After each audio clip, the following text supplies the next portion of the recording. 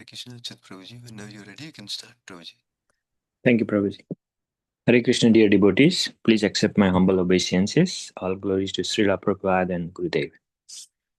Om Namo Bhagavate Vasudevaya.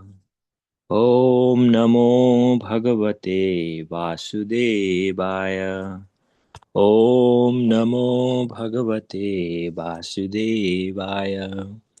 Narayanam Namaskritya Naram Chaiva Narottamam Devim Saraswatim Vyasam Tato Jayamudiraet Nashtaprayeshu Avadreshu Nityam Bhagavata Sevaya Bhagavate Uttamasloke Bhaktir Bhavati Naistiki Jaya Sri Krishna Chaitanya Prabhu Nityananda Sri Advaita Gadadhar Srivas Adi Gaur Bhaktavinda Hare Krishna Krishna Krishna Hare Hare Hare Rama Rama Rama Hare Hare. Today we are reading from Srimad Bhagavatam Canto 10, Chapter 44, Slokas 1 through 17. The title is The Killing of Kamsa.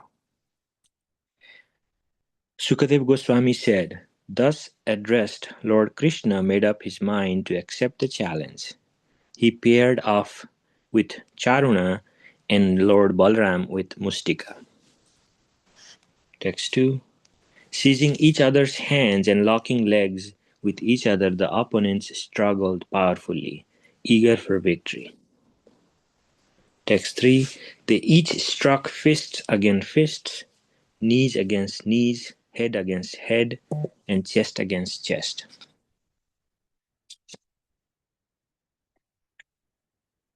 Text 4.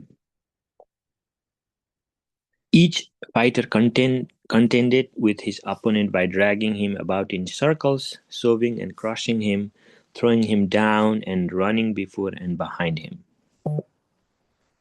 Text 5. Forcefully lifting and carrying each other, pushing each other away and holding each other down, the fighters hurt even their own bodies in their great eagerness for victory. Text 6. My dear king, all the women present, considering the match an unfair fight between the strong and the weak, felt extreme anxiety. Due to compassion, they assembled in groups around the arena and spoke to one another as follows. The woman said, alas, what a great irreligious act the members of this royal assembly are committing. As the king watches this fight between the strong and the weak, they also want to see. Text 8. What comparison can there be between these two professional wrestlers with limbs as strong as lightning bolts and bodies resembling mighty mountains, and these two young, immature boys with exceedingly tender limbs? Text 9. Religious principles have certainly been violated in this assembly. One should not remain for even a moment in a place where irreligion is flourishing. Text 10. A wise person should not enter an assembly if he knows the participants there are committing an act of impropriety, and if, having entered such an assembly, he fails to speak the truth, speaks falsely, or pleads ignorance, he will certainly incur sin. Text 12. Don't you see the face of Lord Balaram with his eyes coppered from his anger toward Mustika, and its beauty enhanced by his laughter and his absorption in the fight? Text 13. How pious are the tracts of land in Braja, for there the primeval personality of Godhead, disguising himself with human traits, wanders about in enacting his many pastimes. Adorned with the wonderfully variegated forest garlands, he whose feet are worshipped by Lord Shiva and Goddess Rama, vibrates his flute as he tends the cows in the company of Balaram. Text 14. What austerities must the gopis have performed? With their eyes they always drink the nectar of Lord Krishna's form, which is the essence of loveliness and is not to be equaled or surpassed. That loveliness is the only abode of beauty, fame, and opulence. It is self-perfect, ever fresh, and extremely rare. Text 15. The ladies of Braja are the most fortunate of women because, with their minds fully attached to Krishna and their throats always choked up with tears, they constantly sing about him, while milking the cows, winning grain, churning butter, gathering cow dung for fuel, riding on swings, taking care of their crying babies, sprinkling the ground with water, cleaning their houses, and so on. By their exalted Krishna consciousness, they automatically acquire all desirable things. Text 16. When the gopis hear Krishna playing his flute as he leaves Braja in the morning with his cows or returns with them at sunset, the young girls quickly come out of their house to see him. They must have performed many pious activities to be able to see him as he walks on the road, his smiling face mercifully glancing upon them. Text 17. Sukadeva Goswami continued, as the woman spoke thus, O hero of the Bharatas, Lord Krishna, the master of all mystic power, made up his mind to kill his opponent. Hare Krishna. Yeah, Hare Krishna, Chit Prabhu. Thank you so much. Hare Krishna, Shyama Dulari Mataji. Please accept my humble obeisances. All goes through well. Whenever you're ready, you can start, Mataji. Thank you, Prabhuji, for giving me the opportunity. Hare Krishna. Please accept my humble obeisances. Thank you, Prabhu, for reading the shlokas. I'll start with prayers. Mukam karoti vachalam pangum langayate kirim yat kripaha tamaham vande paramananda madhavam namam vishnu padaya krishna prishtaya bhutale Srimate Bhakti Vedanta Swami Niti Namine Namaste Saraswate Deve Gauravani Pracharine Nirvishesha Shunyavadi Pashyatya Dishatarine. Okay, so today this is the last chapter of this canto, which ends with the killing of Kamsa. So this chapter is the like high level. There are two sections. In the first section, which is we covered today till it is till shloka 16. So this section talks about how the Mathura ladies were talking about the wrestling match. And the second section, which is from shloka 17 to 51, it talks about the fall of Kamsa and the wrestlers who were in his team, and also Kamsa's brothers. So let's go into the first section of this chapter. In the first shloka, mainly here it's like the arena of Kamsa's Mala Yuddha, where they are doing the wrestling. So Krishna and Balrama are challenged for the fight. So after they both have accepted, first Krishna is paired with Chanura and Balarama with Mushtika. So they are the two powerful wrestlers from Kamsa's team. And they both as part of the wrestling, they both had first locked their hands and then legs with each other, and they also, because in the wrestling they struggle with force and power. So because they are both the parties are trying to get victory. And then they, after the hands and legs, locking the legs, they use the fists, which they strike against each other's fists, and then the knees, they strike with the knees, and head and the chest. So this is how the art is carried on. And in the shloka 3, there is a word that is aratni, which means also refers to as elbow. So along with the fist, they also use the elbows, which they use to attack, strike the opponent. So, and this technique is even also used even in the current times as part of the martial arts of wrestling. So even though it's like it looks like the opponents are very physically they are very bigger in personality and they are very strong, and whereas Krishna and Balarama, they are teenager boys and they are very sleek and small compared to the wrestlers, but they are with our vision, we should not see just with our eyes, because Krishna and Balarama, they are very expert even in all the arts. Like Srila Vyasadeva, he refers to Krishna as Akila Kala Adi Guru in chapter 10, 16, 10th canto only, 16 chapter 26, as Akila Kala Adi Guru means Kala. All kinds of arts, he is the originating guru. So we have seen even in dances, and whether he has danced even on Kaliya, which is like a ferocious serpent, even with his tender feet, he dances there. For us to dance, even when if like everything is perfect, it's difficult. Whereas Krishna, even on like being a 7-year-old boy, he was able to dance on like a serpent which is like oozing out poison. And whereas even like decorating the faces of the gopis with nice paints like gopi dots, we see all the deities where they get painted with different gopi dots. This is also was like what Krishna used to do for the gopis. So like in any aspect of arts, Krishna is the like expert in it. So so we, even though we are listening that till here, like we should not get worried for him. And moving on to shloka 4, here the fighter is actually when they are locking the other opponent, they are dragging them in circles and also trying to shove them and crush them to the ground.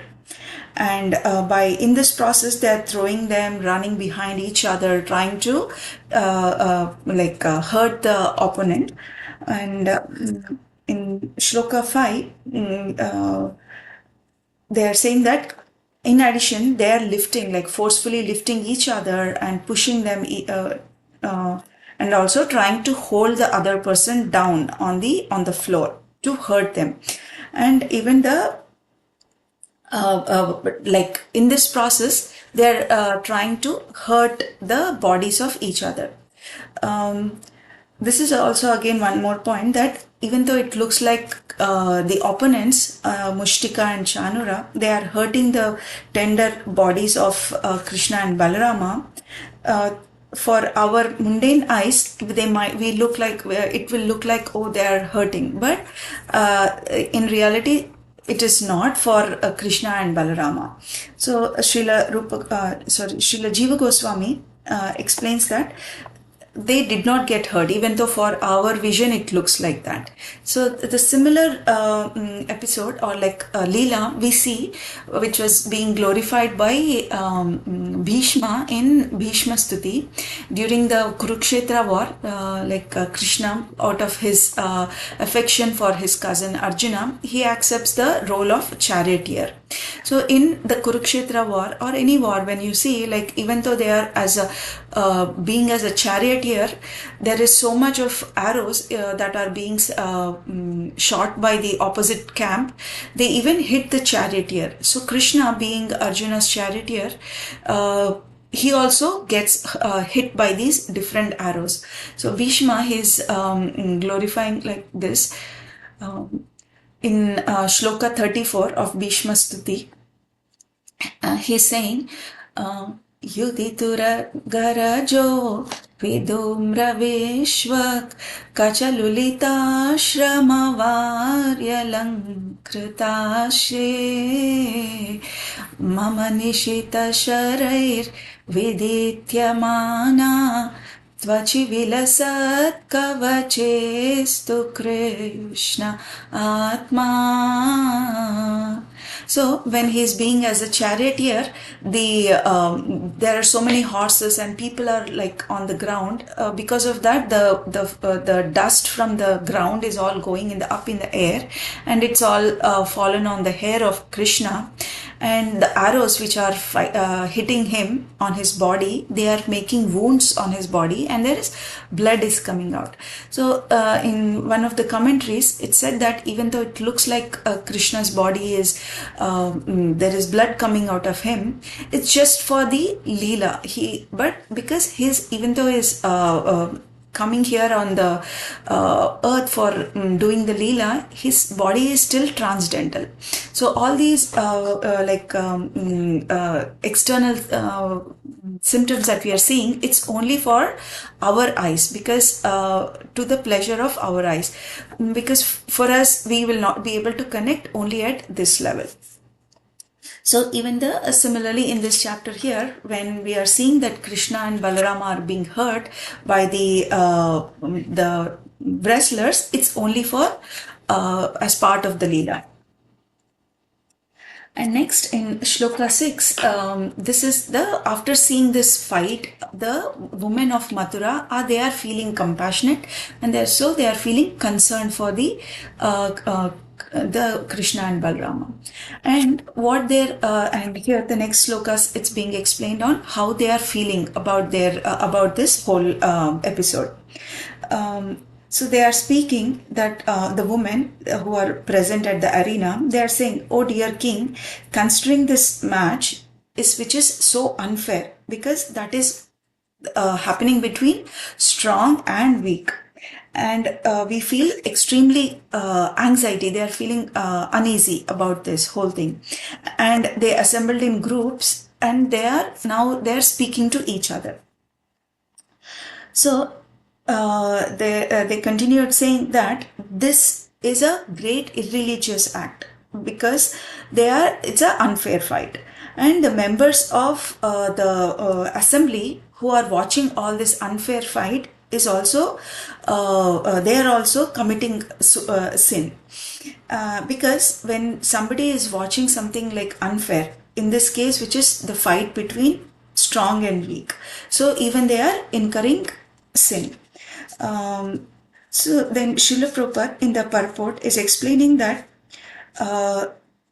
when there is something unfair is happening, like anyone being, including the respectable members of the assembly, also should not watch it or desire to see it, or even they should speak for it, even though their feelings are neutral here.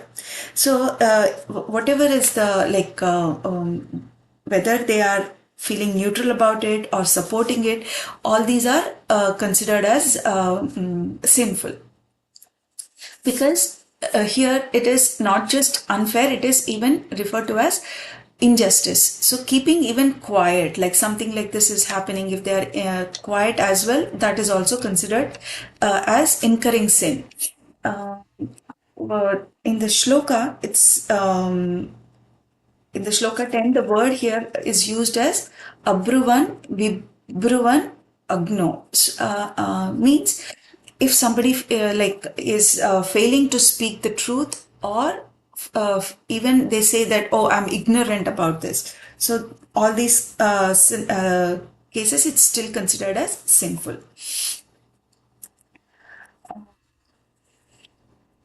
Yeah, and then next, moving on to shloka 8, and the women are saying that the limbs of the wrestlers are strong and are like lightning bolts, and their bodies are resembling like mountains. Whereas in comparison to Krishna and Balarama, they are very young, and their body is still immature, and because it's so tender. And in shloka 9, they are saying that the religious principles have been violated because of this unfair match, and anyone who is in that situation should either speak for it or exit from that scene. And also, a wise person should who should not even enter such assembly. So this is very important for somebody even in part of the assembly. So this is what the women have been discussing. And then in Shloka 11, the Krishna's face is described as a lotus, and because of the fight, there is so much of sweat on his through perspiration that is coming on his face and body, and this sweat is being described by them as the like a drop on the lotus flower. And then next in Shloka 12, Lord Balarama, here the fight between Balarama and the wrestler Mushtika is being described. Even Balarama's face and eyes, even though they are like so filled with anger towards Mushtika because he is fighting, even then his still face is looking beautiful, and that is also and his mood, which is like in anger and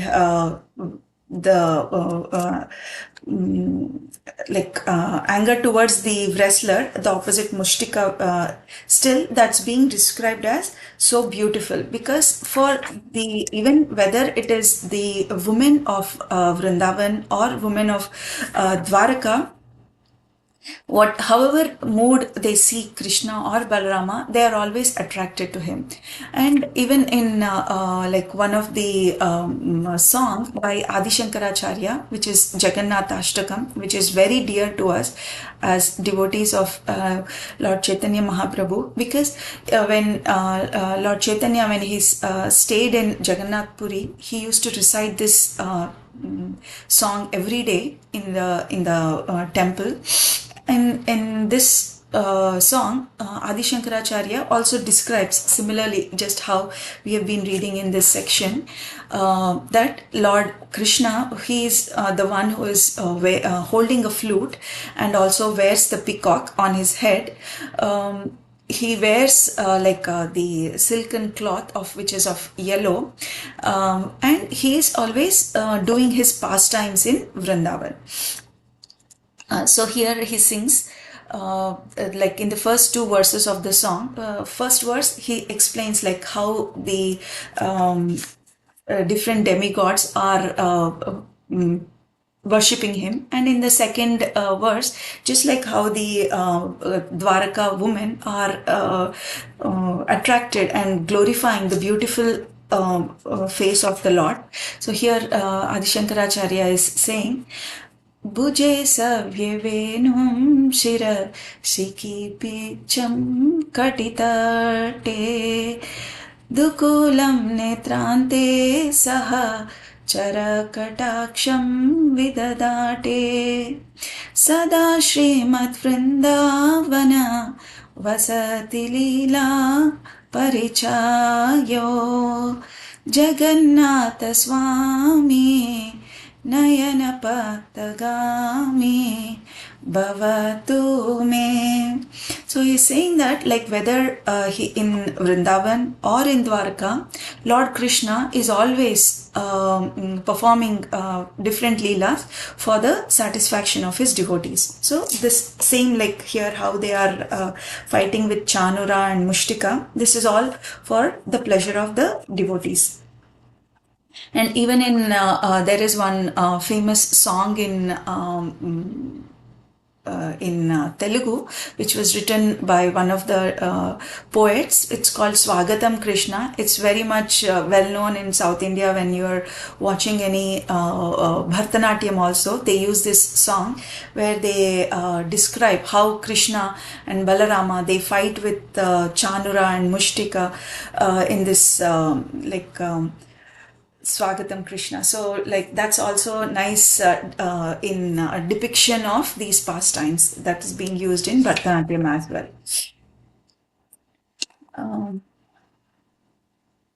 And in Shloka 13, so here his pious, like in the pious lands of Vraja, there are like Krishna's Krishna, who is the Lord Supreme Personality of Godhead. He does come with his human traits and wanders about in the forests of Vrindavan and enacting his pastimes. So here he just displays the human traits. And as part of that, he is wonderfully wearing the forest garlands, and his feet are worshipped by Lord Shiva and Rama, his consort. And how he's doing is, along with his flute and his vibrating, like making beautiful sound, music with his flutes and attracting the cows as well. So in the Jagannath Ashtakam, the shloka 1, also Adi Shankaracharya is describing this similarly. So he's saying, कदाचित् कालिन्दी तट विपिन संगीत करावो मुदा वीरिनारी वदन कमला स्वदा मधुपा रमा शंभु ब्रह्मामार पति गणेशार्जित पादो जगन्नाथ स्वामी नयन पथगामी bhavatu me. So here he's describing that kadachit kalindi tata. Tata means the shores of Kalindi. Kalindi is also another name for Yamuna. So on the shores of banks of banks of Yamuna Nadi, Sangeeta Karavo. He is making music with his Venu. And Mudhabi Nari Vadana, between all these Nari, which is the gopis. And how is he doing? Like Madhupa, like honey, he's attracting all the cows and gopis of Vrindavan. And this Krishna is being worshipped by who?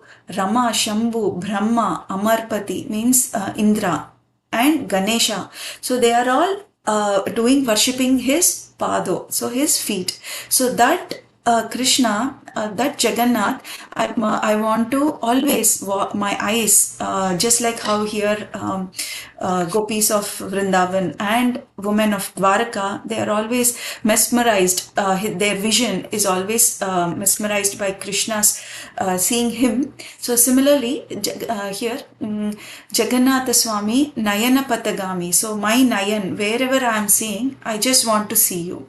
So that's how our mood also, and now coming up with this at Baltimore, where like all we have the festivities of different festivities of Lord Jagannath and Rath Yatra. So our vision also, we should have the similar wish. So next in shlokas 14 and 15, so the gopis are saying that they are like drinking the nectar of seeing Lord Krishna's form and his arts, like where he is fighting with the Mushtika and Chanura. And all the gopis of Vrindavan also, whatever they are doing, whether they are churning butter or gathering cow's dung, from morning till evening, whatever chores they are doing, they are just thinking and meditating on the Krishna's form. And all they want is only to acquire Krishna. And from morning till sunset, till Krishna is like outside Vraja, when he is tending the cows, they are just immersed in this thoughts of Krishna. Yeah, and so that's how this section ends. And then the next section from moving on, where we see how Krishna fights with challenges Kamsa and all his brothers. So yeah. So I'd like to stop here. Thank you everyone for attending and also giving me the opportunity to share this nectar with you all. So well said. So far, I got the sense the way you said it. So wonderful. Hare Krishna. Hare Krishna. Hare Krishna, Mataji. Thank you. Thank you very much, Mataji. Hare Krishna. Thank you, Mataji. Hare Krishna. Thank you so much, Shyama Dulari Mataji. Hare Krishna. Hare Krishna. Hare Krishna. Thank you, Mataji. Hare Krishna.